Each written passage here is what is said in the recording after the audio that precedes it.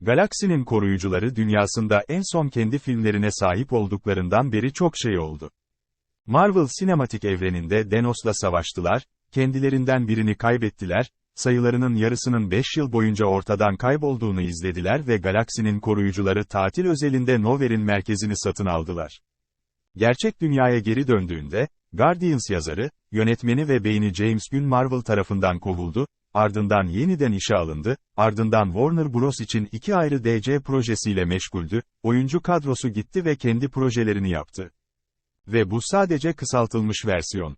Şimdi, tüm bunlardan sonra bazıları, Galaksinin koruyucuları Cilt 3 nihayet burada ve sadece onu elde etmek için geçen 6 yılın değil, son zamanlarda sonlarından ciddi şekilde yoksun olan kurgusal bir evrende belirli bir kesinlik duygusunun ağırlığını da taşıyor. Uzun süredir MCU izleyicileri artık o dünyada hiçbir şeyin gerçekten bitmediğini biliyor. Karakterler bazen ölür, kötüler yenilir ve hikayeler tamamlanır. Ancak hepsi daha büyük bir makinedeki çarklardır, bir sonraki şeye bağlanmak için tasarlanmış sürekli büyüyen bir goblendeki ipliklerdir. Yine de Gunn ve oyuncu kadrosu, yaklaşık 10 yıl önce başladıkları bir hikayeye tatmin edici bir sonuç çıkarmak için ellerinden gelenin en iyisini yapıyor, birçok insanın konuşan bir rakun ve duyarlı bir ağacın başrolde oynadığı bir filmin gişede şansı olmadığını düşündüğü zamanlar. Gunn'ın hikayesini orijinal oyuncu ekibiyle sonuçlandırma çabasının bu niyetinin ciddiyeti, Guardians of the Galaxy Vol. En saygısız anlarından bile geçiyor. Guardians of the Galaxy Vol. 3, selefleri gibi saygısızlık sıkıntısı çekmeyen bir film.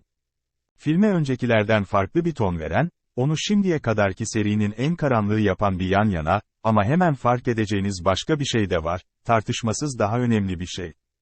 Ciddiyet ve sınırsız enerji dolu bir franchise'da bu, sahip oldukları her şeyi son bir kez üzerimize atmaya hazır bir oyuncu kadrosu ve ekip gibi geliyor. Bu sadece bir film değil, bir zafer parıltısı ve bu cüretkarlık duygusu hem cilt hakkındaki en iyi şey 3 ve bazen en kötüsü. Geçen yıl Disney Plus, vuran tatil özelinin ardından toplanıyor, Cilt 3 koruyucuları bir kavşakta bulur. Hepsi Nowhere'da yeni bir topluluk oluşturmak için ellerinden gelenin en iyisini yapmaya çalışıyorlar, ancak ekip eskisi gibi bir arada kalmıyor. Çünkü kısmen Peter Quill, Gamera'nın kaybı yüzünden kendini bir stüpora içmeyi bırakamıyor. Ancak ekip üyeleri, neredeyse aynı anda iki şey olduğunda diğer endişelerini bir kenara bırakmak zorundadırlar. Adam Warlock adlı yeni bir süper güç, kelimenin tam anlamıyla yerleşim bölgelerini havaya uçurur ve kendilerinden biri ölümcül şekilde yaralanır. Arkadaşlarını kurtarmak için zamana karşı yarışan muhafızlar, bilinmeyen yerlere seyahat etmeli, yüksek evrimci olarak bilinen zalim çılgın bir bilim insanıyla yüzleşmeli ve kendi potansiyellerine birden fazla şekilde bakmalıdır. Çıplak kemikli bir anlatı iskelesinde, film temel olarak ekibin sorunlarını çözebilecek belirli nesneleri ve bilgileri almak için bir dizi görev gibi ortaya konuyor, ancak Gunn bu eski ritimlerin gerçekte neyin peşinde olduğunu gölgelemesine izin veremeyecek kadar kurnaz. Taksit. Filmin açılış dakikalarında hisselerini ortaya koyduğu acil, adrenalin pompalama şekli, Guardians Faithful'ın hemen bağlanmasını sağlar ve bu nedenle çözüm arayışı sadece ekibin yapması gereken bir şey değildir. Bu, her birinin belirli duygusal derinlikleri keşfedebileceği bir zemin. Rocket, bu keşfin yükünü, yaratılışına ve geride bıraktığı karanlığa bir dizi geri dönüşle taşır, ancak yalnız değildir. Peter yıllardır kaçındığı duygusal zararla mücadele etmeli, Drax ailesini ikinci kez kaybetme fikriyle yüzleşmeli, Mantis kendisi için bağımsızlık fikrini keşfetmeli, Nebula kendi öfkesine bakmayı öğrenmeli ve benzeri.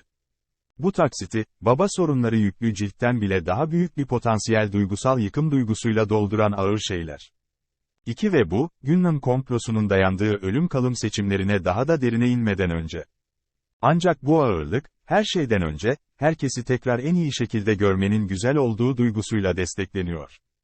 Gunn, onu ilk etapta gişe rekorları kıran bir film yapımcısı yapan aynı aksiyon komedi kabadayılığı duygusuyla yönetiyor, eğlenceli iğne damlalarını ve eğlenceli kamera açılarını filme afacan bir zevkle serpiyor. Bu kez Batista ve Kilmenteff'in çarpıcı çalışmalarıyla yönetilen kadrosu, 6 yıldır birlikte takıldıklarını ve kameraların döneceği günü beklediklerini hissediyor.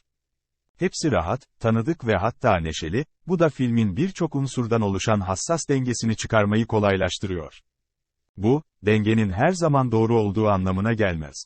Guardians film standartlarına göre bile, Vol 3 karakterlerin yaşadığı kozmik dünyanın ölçeğini göstermek için tasarlanmış set parçaları, yaratıklar ve büyük yeni ortamlarla dolu hissediyor. Bireysel sahnelerde bile, muhafızlar yüksek evrimci, Adam Warlock, bir grup isimsiz canavar yaratımı ve kendi güvensizlikleri ve takılmalarıyla hokkabazlık yapmaya çalışırken, film bazen Gün'ün yardım edemediği gibi çok fazla şey hissediyor. Ama her fikri karışıma sanki öylemiş gibi atmaya devam edin. Son şansı. En iyi ihtimalle, filmin dikişlerde patladığı bu coşkulu his, onun lehine çalışır ve ona bu kadar büyük, bu kadar cesur olmasına yardımcı olamayacak bir şeyin patlayıcı parlaklığını verir. En kötüsü, anlatının yeniden odaklanmasını dileyerek entelektüel nefes nefese kalmamızı sağlıyor. Ancak bu anlar nihayetinde çok az ve çok uzaktır ve galaksinin koruyucuları Vol 3, söylenmemiş herhangi bir şeyi bırakmayı reddetmekten, sadece bir tane daha anlatı hilesi veya zekice görsel sunma fırsatından vazgeçmekten biridir. İlk film bir amaç bulmakla ilgili ise ve ikinci film bir aile bulmakla ilgili ise, üçüncüsü bir miras bulmak ve geride ne bırakacağına karar vermekle ilgilidir. Gerçek muhafızlar tarzında Gün ve Cesur ekibi, miraslarının sonuna kadar sallanmak olduğuna karar verir ve bu her zaman hem yoğun bir şekilde eğlenceli hem de unutulmaz bir şekilde sevimli olacaktır.